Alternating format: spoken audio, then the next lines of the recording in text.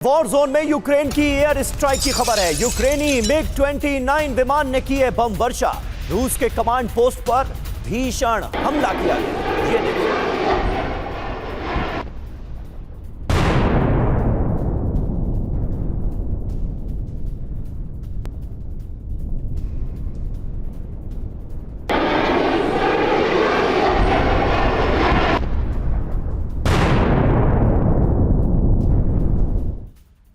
इधर डोनेस्क में यूक्रेन का ताबड़तोड़ मिसाइल से हमला। यूक्रेनी फोर्स ने ताबड़तोड़ ड्रोन दागे।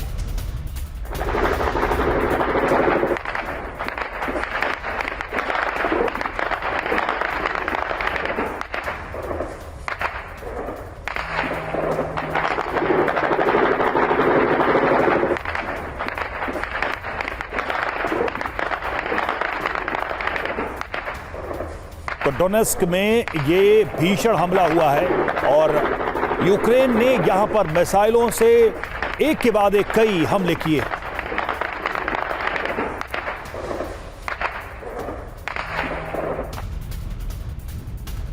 और अब आपको दिखाने जा रहे हैं यूक्रेन का रूस पर एक और बड़ा हमला, जहां गैस पाइपलाइन को बनाया गया निशाना।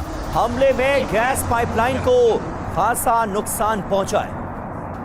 ये तस्वीरें आपको दिखा रहे हैं। जबरदस्त ठंड में कैसे एनर्जी इंफ्रास्ट्रक्चर को लगातार रूस निशाना बना रहा है और यूक्रेन के कई शहरों में ब्लैकआउट जैसी स्थिति है। तस्वीरें आप देखिए, हमले रुकने का नाम नहीं ले रहे हैं। एक के बाद एक लगातार बड़े अटैक्स अंजाम दिए जा रहे हैं। तीन बड़ी खबरें तस्वीरों के साथ आपके सामने हैं। रूस की कमांड पोस्ट पर भीषण हमला हुआ है। डोनेस्क में यूक्रेन का मिसाइल अटैक हुआ है और तीसरी तस्वीर आप देख रहे हैं, जहां पर यूक्रेन की एक गैस पाइपलाइन पर अटैक करके इसे ध्वस्त कर दिया गया। और यूक्रेन पर रूस का विनाशक हमला। यूक्रेनी ठिकानों को ग्लाइड बमों से दहलाया। विस्फोट में जमींदोज हुई यूक्रेनी सेना की इमारत।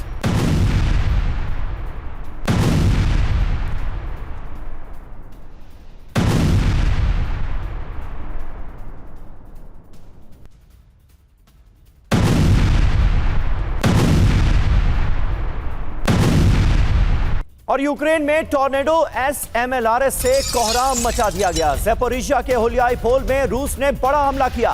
प्रिसीजन गाइडेड हथियारों से ज़ैपोरिज़िया में मचाई गई है तबाही। ये देखिए तस्वीरें। ज़ैपोरिज़िया के हुलियाईपोल में रूस ने कैसे बारूद बरसाया है गाइडेड हथियारों का इस्तेमाल करके।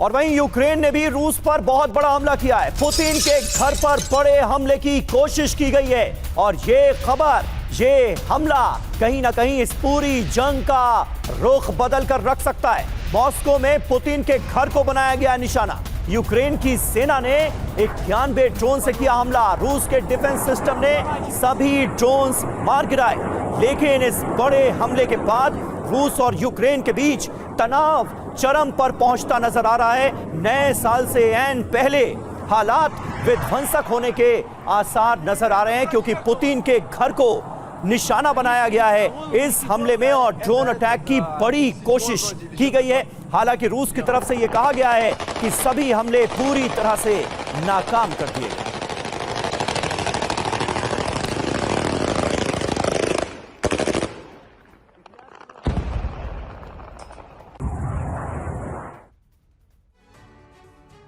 तो ज़ेलेंस्की का प्रहार टारगेट पर पुतिन। बड़ी खबर क्या है वो पहले देखिए।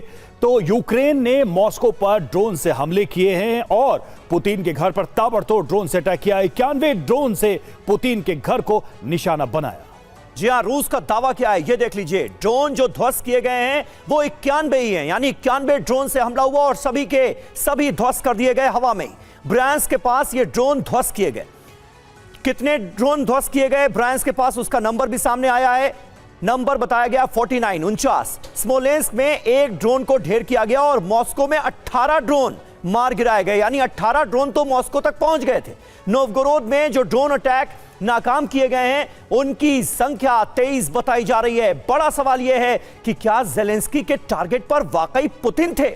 ज़ेलेंस्की ट्रंप की मुलाकात के बाद यह हमला क्यों अंजाम दिया गया और अब ट्रंप का पीस प्लान क्या फेल होगा?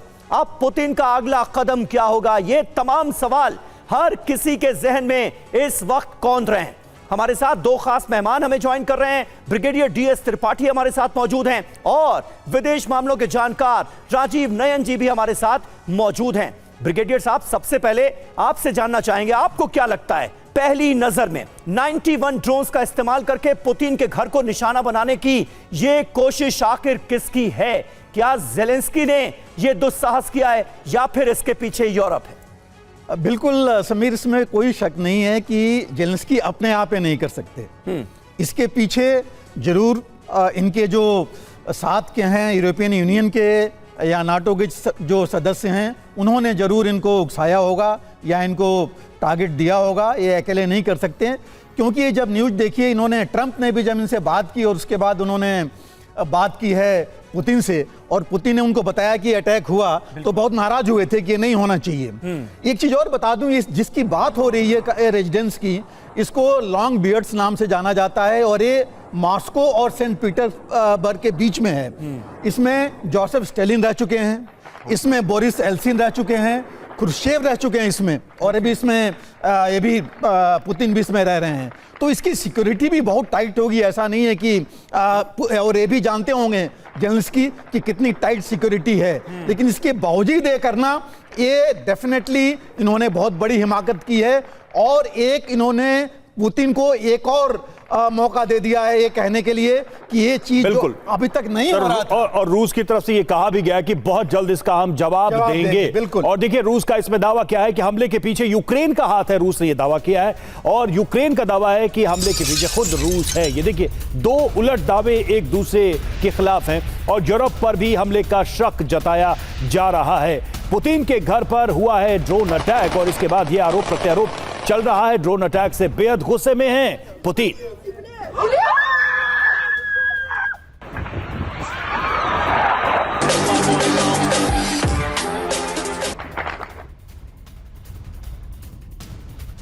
तो पुतिन के घर पर अटैक हुआ है। अब देखिए, कई तरह की थियरीज सामने आ रही हैं इस बड़े हमले को लेकर। पहली थियरी क्या है? रूस का खुद हमला। वजह इसकी एक है कि सबूत सार्वजनिक नहीं किए गए हैं, यानी ये जो ड्रोन अटैक्स हुए हैं इसके कोई सबूत दुनिया के सामने नहीं रखे गए हैं। वार्ता से पहले ये दावा सामने आया, ये भी दूसरी वजह हो सकती है, क्योंकि एक तरफ वार्ता हो रही है और हम देख रहे हैं रूस किस तरह से यूक्रेन पर दबाव बढ़ाने की कर रहा है कोशिश। वजह नंबर 3, पहले भी झूठे आरोप की बात सामने आई है। वजह नंबर 4, घरेलू समर्थन भी जुटाने की कोशिश इस वक्त रूस में व्लादिमीर पुतिन और उनकी टीम करती हुई नजर आ रही है। अब दूसरी थियरी क्या है वो देख लेते हैं। यूक्रेन की साजिश। जी हां, यूक्रेन पर आरोप लग रहे हैं। इसकी वजह क्या है? वजह नंबर 1, लंबी दूरी ड्रोन की क्षमता है यूक्रेन के पास और इसका इस्तेमाल इसमें किया गया, क्योंकि हमने बताया आपको कि मॉस्को तक ये ड्रोन पहुंचे, वहां भी ड्रोन को मार गिराने का दावा किया गया। दूसरी वजह, पहले भी रूस पर हमले कर चुका है यूक्रेन, नई बात नहीं है और ऐसी कोशिशें वो पहले भी कर चुका है। तीसरी, युद्ध में दबाव की स्थिति। जी हां, लगातार दबाव में यूक्रेन चल रहा है। उस दबाव से उबरने के लिए और कहीं ना कहीं रूस के ऊपर वो अपना दबाव बढ़ाने की कोशिश कर सकता है। चौथी वजह है मनोवैज्ञानिक दबाव की रणनीति हो सकती है, ताकि रूस में लोगों को ये मैसेज दिया जाए कि कितना घातक साबित हो सकता है यूक्रेन। तो ये सारी वजहें। राजीव जी, सवाल यहां पर यह है कि क्या ये ट्रंप और जेलेंस्की की वार्ता का किसी कंक्लूजन पे न पहुंचने का भी कोई साइड इफेक्ट है क्या? देखिए, किसी भी बात से इनकार नहीं किया जा सकता। आपने कई सिद्धांत को रखा और युद्ध के काल में कई सारे सिद्धांत, क्योंकि दावे और तथ्य के में कहीं कहीं सामंजस्य नहीं होता है और समय आने पर उसका खुलासा होता है, समय आने पर उसकी बात होती है। लेकिन बात सही है, क्यों इस समय जब वार्ता हो रही है इस तरह के आक्रमण होंगे और ड्रोन से? एक बात तय है कि यूक्रेन और रशिया दोनों ने अपने ड्रोन उत्पादन की क्षमता बहुत तेज़ी से बढ़ाई है और ऐसा माना जा रहा है कि अब प्रतिवर्ष ये क्षमता बढ़कर 40 लाख तक की पहुंच जाएगी और 40 लाख दोनों देश उत्पादन करेंगे। और पहुंच की बात है, पहुंच की बात तो बहुत ज़्यादा मॉस्को दूर नहीं है, तो वह भी पहुंच जाना भी एक बहुत बड़ा, हमें इसके लिए भी बहुत आश्चर्य नहीं किया जाना चाहिए। जी, क्यों हो सकता है कि अटैक हो रहे हो, दबाव बनाया जा रहा है, जैसा कि आपका सिद्धांत बता रहा है, क्योंकि अभी भी झगड़ा ज़ापोरिज़िया से लेकर और जो युद्ध में कब्जे की गई भूमि की हो रही है, तो इस तरह के दबाव बनाने के समय में हो सकता है कुछ फिसल कर, अब देखिए ड्रोन है, कुछ तो मार दिए गए, कुछ बढ़ गए, और जो मारते समय हो सकता है यह उनकी वह इच्छा नहीं होगी वो पुतिन के घर तक पहुंचा दे, लेकिन पहुंच गई। अब उनको भी होगी, हो सकता है बीच में ही मार दिए जाए।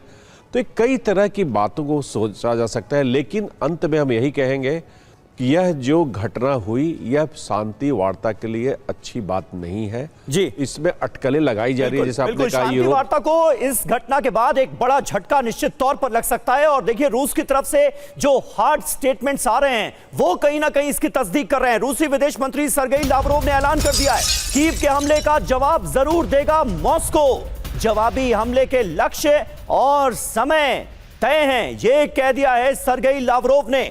तो कीव के हमले का जवाब दिया जाएगा मॉस्को की तरफ से, यानी रूस सीधे सीधे ये मान रहा है कि इस हमले के पीछे यूक्रेन का ही हाथ है, यूक्रेन ने ही ये हमले करवाए हैं। सर्गेई लावरोव को सुनिए जरा क्या कह रहे हैं।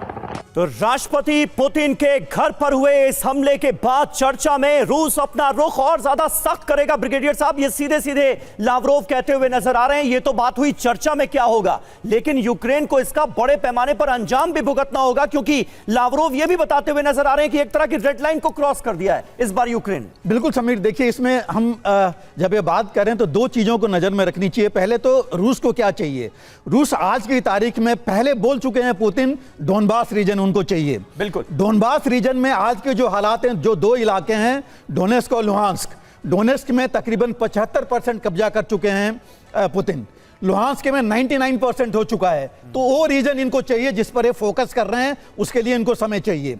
दूसरी चीज जहां तक जेलेंस्की का है कि वो ऑलरेडी बात कर रहे थे पुतिन से और उससे ट्रंप से, और वहां पर उन्होंने 15 साल की गारंटी ले ली कि जो बात उनकी हो गई कि उनको उतना सुरक्षा गारंटी मिलेगी। ये चीज अभी भी पुतिन नहीं चाहते हैं कि किसी तरह की सुरक्षा गारंटी मिले। तो ये चीज लेकर के दोनों में मतभेद जरूर हैं और पुतिन को समय चाहिए। और अभी आज तक अगर आप देखें तो कीव में गवर्नमेंट बिल्डिंग्स पर या डायरेक्टली जेलेंस्की को कभी रूस ने टारगेट नहीं किया। अब ये मौका उनको मिल गया, जो भी आपने बताया सर्गेई उनके लावरोव फॉरेन मिनिस्टर ने बोला है, तो वो अब जो है ये और भीषण हमला करेंगे और कोशिश करेंगे डायरेक्टली जेलेंस्की को भी टारगेट करने के लिए और इनके जो गवर्नमेंट एस्टेब्लिशमेंट्स हैं उनको भी टारगेट करने के लिए। बिल्कुल, और सबसे बड़ी बात है कि अब तो सारी बात यहां कर आकर रुकती है कि रूस का रिएक्शन आगे क्या होगा और उसकी ग्रेविटी कितनी होगी। देखिए, रूस के क्रास्नोदर में यूक्रेनी ड्रोन से हमला हुआ और हमले के बाद हड़कंप मच गया। सुसाइड ड्रोन से सैन्य बेस पर विस्फोट और अदिगेया में भी रूस का एयर बेस टारगेट किया गया है। तो यूक्रेन की तरफ से ये जो एक के बाद एक ताजा हमले हुए हैं, ये अपने आप में एक संकेत तो दे ही रहे हैं कि आने वाला साल कैसा रहने वाला है। ये साल युद्ध में बीता, ऐसा लग रहा है आने वाले साल में भी शांति की कहीं कोई गुंजाइश है नहीं। जाते जाते यूक्रेन ने रूस पर कई बड़े हमले कर दिए।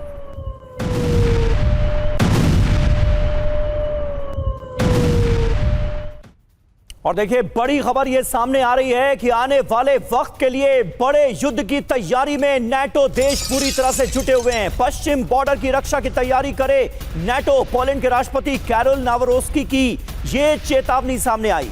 जर्मनी के साथ पोलैंड करे युद्ध की तैयारी, ये उन्होंने कहा है। पोलैंड की रक्षा के लिए हर तरह की तैयारी जरूरी है। तो पोलैंड को लगातार अपनी सुरक्षा को लेकर खतरा साफ नजर आ रहा है। इस खतरे की आहट लगातार पोलैंड महसूस कर रहा है। बार बार यह कहा जा रहा है कि रूस का हमला पोलैंड में भी मुमकिन है।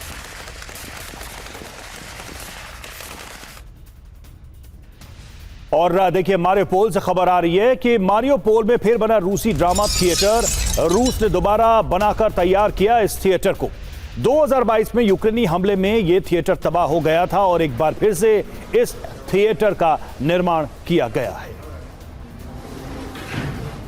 तो एक तरफ जंग भी चल रही है और दूसरी तरफ जंग में जो नुकसान हो रहा है उसको ठीक करने की कहानियां भी सामने आ रही हैं। मारियोपोल में यह थिएटर तबाह हो गया था यूक्रेन के हमले में और अब ये थिएटर दोबारा बनकर तैयार हो गया है। तो एक तरफ यूक्रेन के हमले जारी हैं अलग अलग जगहों पर, वहीं दूसरी तरफ रूस हमलों से हुए नुकसान से उबरने की भी कोशिश कर रहा है। ये तस्वीर जो आप देख रहे हैं 2022 में ये थिएटर ध्वस्त हो गया था, इसे दोबारा तैयार किया गया है।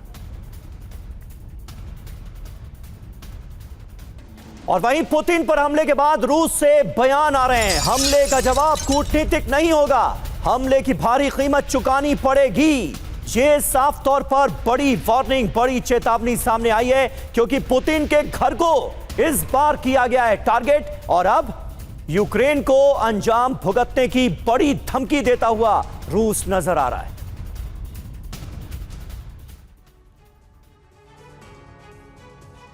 जी हां, वो हो गया जिसका अंदेशा नहीं था। पुतिन के घर पर ड्रोन अटैक हो गया और इसके बाद भारी तनाव है, जबरदस्त टेंशन नजर आ रहा है। रूस ने देखिए धमकी क्या दी है, जवाब कूटनीतिक नहीं होगा यह कहा गया है। यूक्रेन का दावा, रूस ने खुद हमला कराया ताकि यूक्रेन पर हमले को किसी तरह से जायज ठहराया जा सके। यह यूक्रेन कह रहा है कि उसने हमला नहीं किया, पलटवार की जगह और वक्त तय हो चुका है। रूस ने यह धमकी दी है, सीधे सीधे क्या ज़ेलेंस्की को टारगेट किए जाने की तैयारी है, यह अंदेशा मन में आता है इस धमकी को देखकर सुनकर। यूक्रेन कह रहा है कि ये हमले हमने नहीं कराए, बल्कि रूस खुद ये हमले करवा रहा है ताकि यूक्रेन पर आने वाले वक्त में बड़े हमले किए जाएं और इसे जायज ठहराया जा सके, क्योंकि रूस तो लगातार अब इस हमले के बाद यह कह रहा है कि यूक्रेन इस हमले की भारी कीमत चुकाएगा। तो कुल मिलाकर पुतिन के घर पर ड्रोन अटैक से भारी तनाव देखने को मिल रहा है। और राजीव नयन साहब, ये तनाव, ये टेंशन 2026 में क्या गुल खिला सकता है और क्या कहीं ना कहीं ये संकेत रूस देता हुआ नजर तो नहीं आ रहा है कि अब अगला नंबर ज़ेलेंस्की का है? निश्चित ही देखिए, ज़ेलेंस्की को हमेशा से एक टारगेट करने की कोशिश की गई थी कि देखिए इस पूरे युद्ध का वह एक जोकर इन द पैक जिसे कहते हैं ना, वो निकल के उभरा है। उसने पूरे यूक्रेन को मोबिलाइज किया, साथ साथ यूरोपियन देश से लेकर, ठीक है थोड़ा सा उसकी झड़प हो गई थी ट्रंप से, अगर उसे आप दरकिनार कर दे तो एक बड़े नेतृत्व के रूप में उभरा है और जो कि पूरे यूक्रेन को बांधे रखा है। तो अगर उस पर हमला होते हो, यद्यपि यह अंतर्राष्ट्रीय कानून के विरोध में होगा और कोई भी नहीं कहेगा कि हम उस पर हमला करेंगे, लेकिन उसके आसपास के क्षेत्रों पर एक हमला करके रूस भी संकेत देगा कि देखो अगली बार से थोड़ा सा अपना संयम बरतो।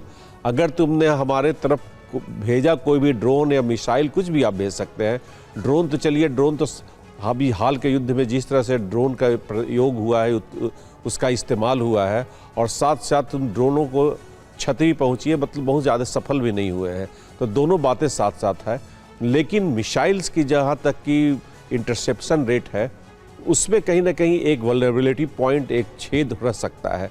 तो कल को कहीं आप मिसाइल से आक्रमण न कर दो, यह एक चेतावनी देने का निश्चित ही रूस प्रयास करेगा, पुतिन प्रयास करेगा कि एक दायरे में रहो जी, अपने शासकों पर आक्रमण मत करो, वैसे केंद्र पर आक्रमण मत करो जिसे शासन वर्ग माना जाता है अंतर्राष्ट्रीय खिलाफ। ठीक है, लेकिन सर अब इसमें सबसे बड़ी बात क्या है कि इसमें यूक्रेन की तरफ से एकदम उल्टे दावे किए जा रहे हैं और पुतिन के घर पर हमले का दावा यूक्रेन ने खारिज कर दिया है। यूक्रेन ने क्या कहा है वो आपको बता दें। यूक्रेन की तरफ से बयान आया, रूस मन गढ़ंत बातें कर रहा है, शांति प्रक्रिया में बाधा की कोशिश कर रहा है। यह हमला रूस ने खुद करवाया, यूक्रेन का दावा है। फिर सैन्य ठिकानों पर हमारे हमले करेगा वो कह रहे हैं कि यह बहाना ढूंढा जा रहा है। भड़काऊ बयानों की वैश्विक निंदा की अपील की है।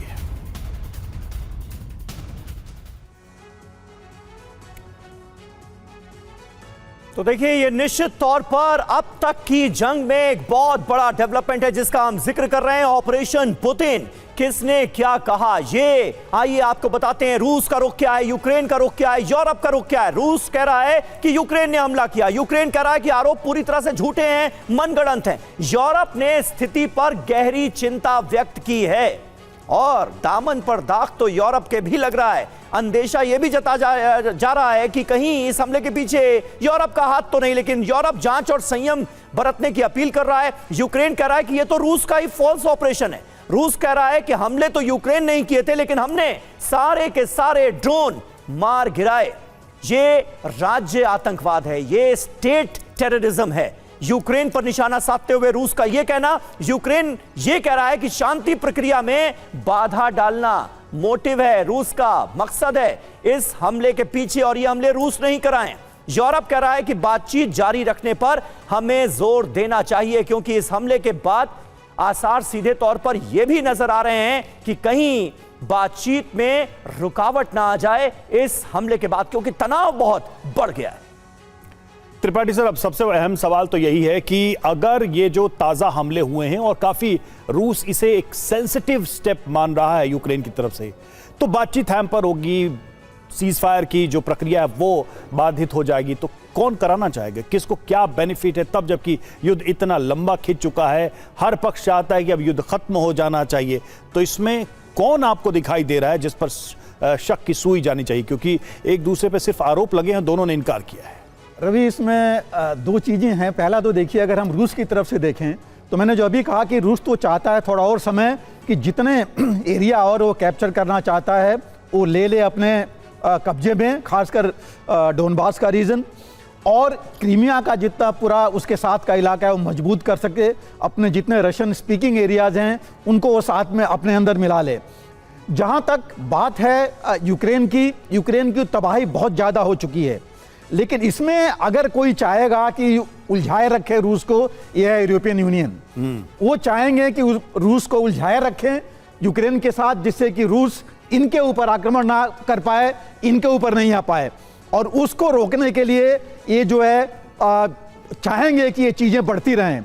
और तीसरा जो है जो बात ये कह रहे हैं कि यूरोप ने या पुतिन ने खुद किया होगा ड्रोन अटैक, थोड़ा बहुत डाउट तो इसमें है, लेकिन खुद अटैक करना और खुद 91 ड्रोन को मार गिराना ये थोड़ा डाउटफुल है। ये लगता नहीं है कि ये खुद ही करेंगे इस जगह पर। इनको ही पता है कि आजकल बिल्कुल ट्रांसपेरेंट है, देखा भी चेक भी किया जा सकता है, और ट्रंप ने भी ये कहा है इसके बारे में कि वो इससे नाराज हैं, और उन्होंने कहा कि पुतिन ने खुद उनको बताया है।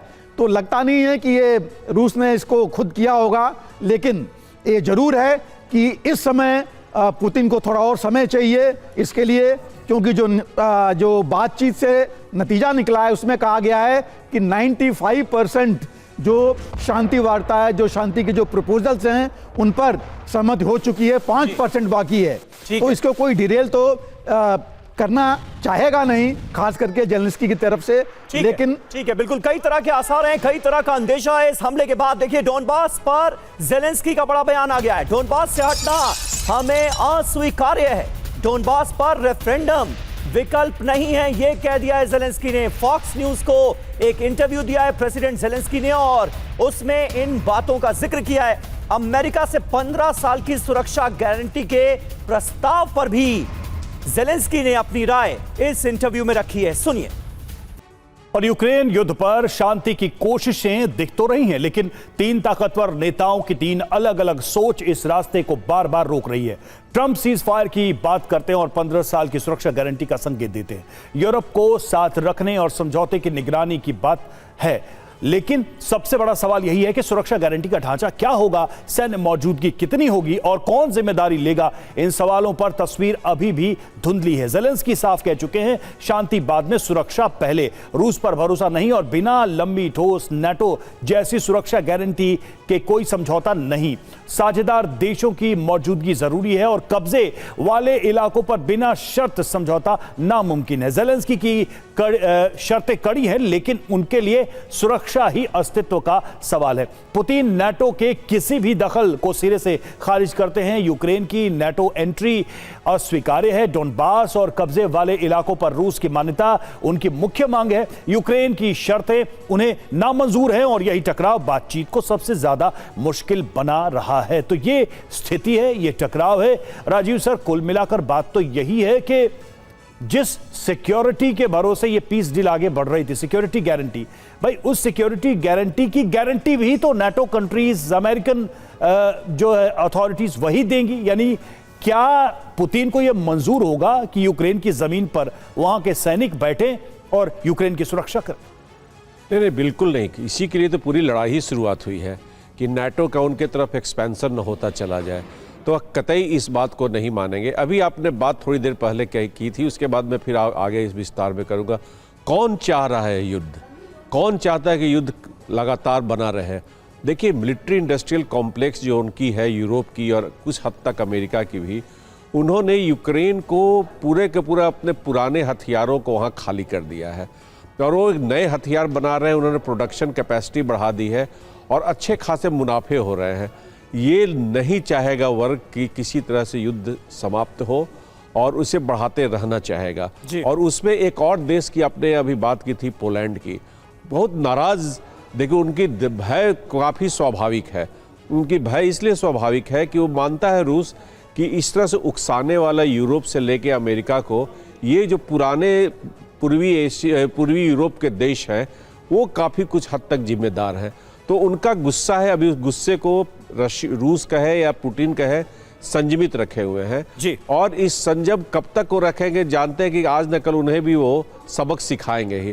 तो इस बात का अंदेशा उन्हें भी है, तो इसलिए वो आगे से ही चाहते हैं कि एक लाइन ऑफ डिफेंस बना रहे जिसमें यूक्रेन ही युद्ध में उलझा रहे, उन तक बात न बनकर आए। और ये बातें रहेंगी और इस तरह से कैसे इसे और रूस की तरफ से इस वक्त जो बयान सामने आ रहे हैं वो कहीं ना कहीं ये बता रहे हैं कि रूस का संयम भी अब धीरे धीरे करके टूट रहा है। यूरोप को रूस की बहुत बड़ी धमकी सामने आई है। रूस ने विश्व युद्ध तृतीय की चेतावनी दे दी है, वर्ल्ड वॉर 3 की वार्निंग। नाटो के दखल पर रूस नाराज है, हालात बिगड़े तो जंग और ज्यादा बढ़ेगी, ये रूस की तरफ से कहा गया है।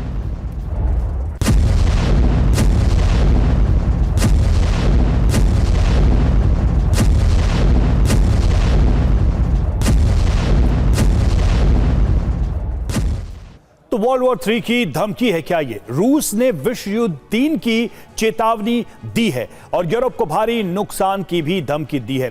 परमाणु हथियार इस्तेमाल का इशारा भी है इसमें। पश्चिमी देशों को जिम्मेदार रूस ने ठहराया है। नाटो दखल पर बेहद नाराज है रूस, हालात बिगड़े तो जंग और बढ़ेगी, ये चेतावनी दी है। शांति की जगह डर की रणनीति अपनाई जा रही है।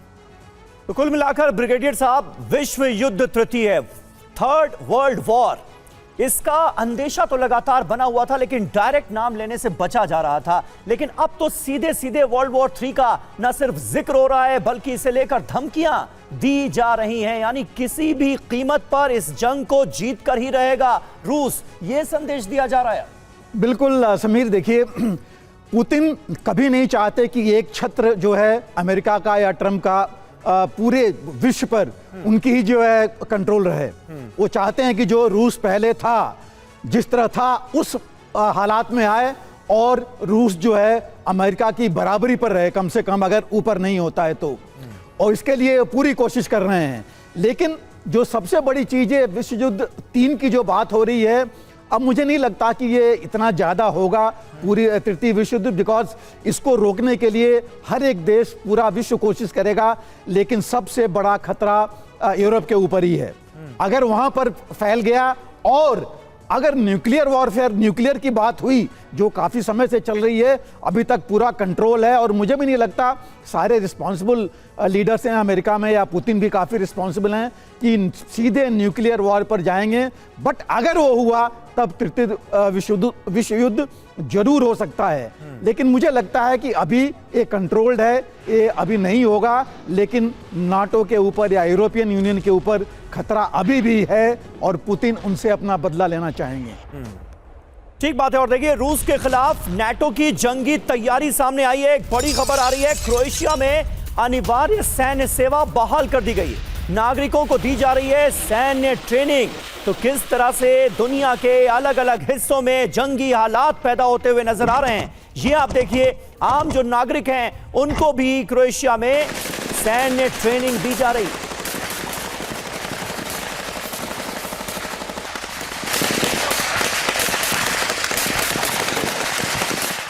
तो नेटो की जंगी तैयारी को लेकर क्या है खबर, ये हम आपको बताते हैं। सबसे पहले देखिए ये खबर क्या है। तो नेटो देश क्रोएशिया में अनिवार्य सैन्य सेवा बहाल कर दी गई है। यह खबर अपने आप में काफी बड़ी है। क्रोएशिया में नागरिकों को सैन्य ट्रेनिंग दी जा रही है, युद्ध की ट्रेनिंग दी जा रही है। वेपन हैंडलिंग, ड्रोन से निपटने की ट्रेनिंग लोगों को, आम नागरिकों को दी जा रही है और फर्स्ट एड और युद्ध की स्थिति से निपटने का प्रशिक्षण इन लोगों को दिया जा रहा है, नागरिकों को दिया जा रहा है। हर साल करीब 4000 युवाओं को यह ट्रेनिंग दी जाएगी। बड़ा सवाल यह है कि क्या रूस से युद्ध की तैयारी कर रहा है नेटो, क्योंकि जो हालात हैं उसके बीच अगर यह फैसला लिया गया है तो संकेत यही है। क्या यूरोप में युद्ध का खतरा फिर बढ़ रहा है और इसी को भांपते हुए यह फैसला लिया गया है।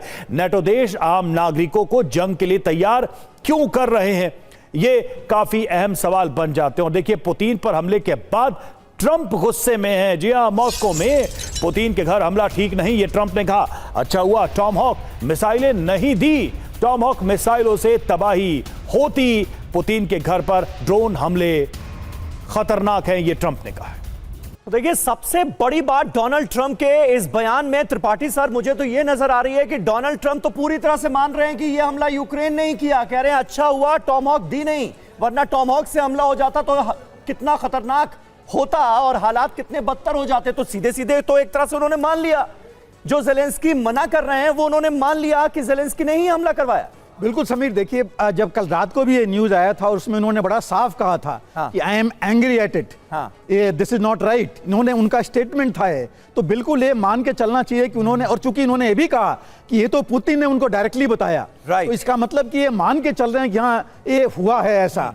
और इसमें लेकिन मुख्य चीज ये है कि इसमें और कौन इन्वॉल्व था, जो हम बात कर रहे थे कि यूरोप सिर्फ ज़ेलेंस्की थे या यूरोपियन यूनियन के भी जो स्टेट्स हैं वो भी हैं। बात है, ये तो सर अलग बात है, क्योंकि यूक्रेन अपने दम पर क्या ही कर रहा है और क्या ही कर पाएगा आने वाले वक्त में, ये सब जानते हैं कि नाटो देशों का उसे पूरी तरह से साथ मिल रहा है। लेकिन डोनाल्ड ट्रंप को पुतिन फोन करके बताते हैं और डोनाल्ड ट्रंप इस बात को साफ तौर पर कहते हैं कि अच्छा हुआ मैंने यूक्रेन को टॉमहॉक नहीं दी थी, यानी उन्होंने मान लिया है कि यह हमला यूक्रेन ने ही कराया है। यूक्रेन के साथ जंग में रूस को भारी नुकसान हुआ है। 4 साल में करीब 12 लाख सैनिकों की मौत हुई है। युद्ध में 1 लाख के करीब टैंक नष्ट हुए हैं। ये भारी भरकम आंकड़ा, 4 सालों में 12 लाख सैनिकों की मौत का अंदाजा आप लगाइए कि बर्फ की सफेद चादर पर किस तरह से खून के लाल छींटे पड़े हैं। और यह सिलसिला 2026 में भी जारी रहने वाला है। भयावह स्थिति है। तो पुतिन को हुए इस नुकसान को लेकर दावा क्या है वो आपको बताते हैं। सैनिकों के बारे में अगर बात करें तो 11,80,000 सैनिकों के मारे जाने का दावा है। 96,532 टैंक जो हैं वो इसमें नष्ट हुए हैं, बर्बाद हुए हैं। बख्तरबंद गाड़ियों की संख्या 23,686, वहीं 23,837 ड्रोन्स बताया गया। आर्टिलरी सिस्टम 34,843, MLRS 71,891 और सबमरीन जहाज 1,581। क्रूज मिसाइलों की बात करें 35,570, एयर डिफेंस सिस्टम 4,030 और ड्रोन 86,900, फाइटर जेट 431, हेलीकॉप्टर 347। ये यूक्रेन जनरल स्टाफ की तरफ से ये जानकारी दी गई है, दावा किया गया। हालांकि हम जानते हैं कि रूस की तरफ से ऐसे दावों का हमेशा से ही खंडन किया जाता रहा है।